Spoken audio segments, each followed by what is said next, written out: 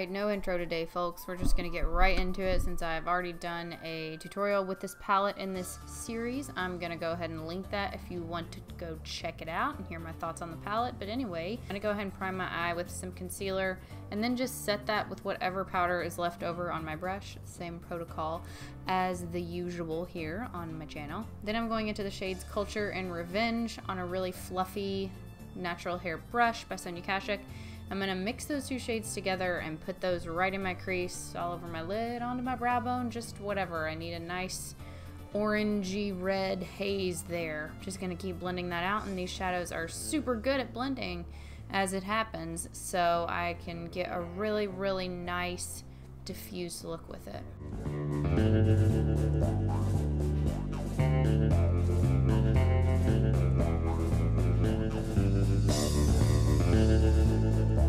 Into the shade September, my birth month.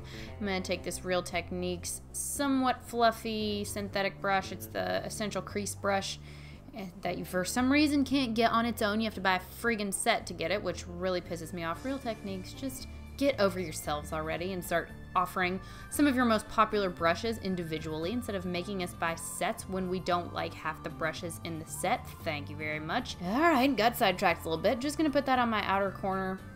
Blend that out, blend it up onto my brow bone, into my crease as well, just into that original transition shade, then pack on a little bit more with my finger to intensify the metallic on the lid. I'm going to go into the shade 14, that blue shade, with a pencil brush. I'm just going to make sure I keep that on the lid more so than I did the previous shade. I'm going to bring it about 1/4 of the way in before I start blending it out onto my lid and putting it right into my socket. Going to be a lot of shimmers, and yes, I am about to go in and blend it out any second now, and there we go. Going to blend that out, going to put it right into my socket, blend it essentially about halfway in on my lid, with the darkest part being on the outer corner. Now this shade is like a lot of blues. This color has a tendency to stain, but that kind of works to my advantage in this look because I liked the staininess of it. More technical terms here on my channel.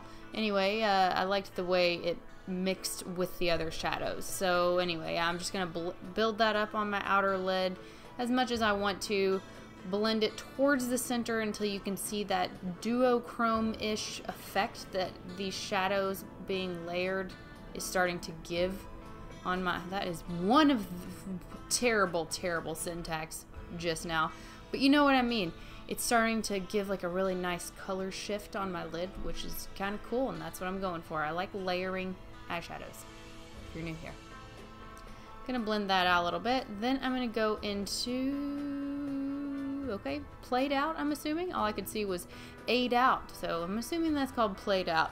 On this pencil brush, taking it right up on my lash line, only about halfway in, not really winging it out, just putting it right there in my outer corner.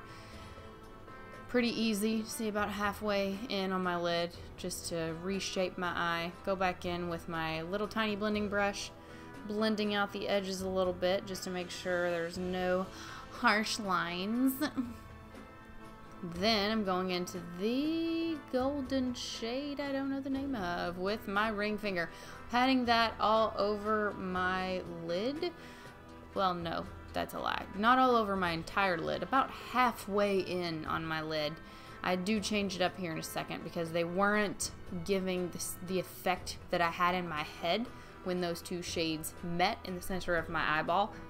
Looks cool, not what I had in mind. So here we go into Titus, probably my favorite shade in the entire palette. Again with my finger, patting that on the center of my lid, and there we go. That is the effect I wanted those two shadows to make originally.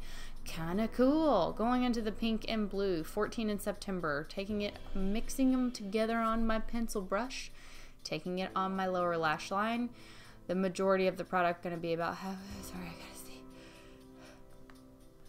gotta see. The majority of my product being off my brush by the time I'm about halfway in.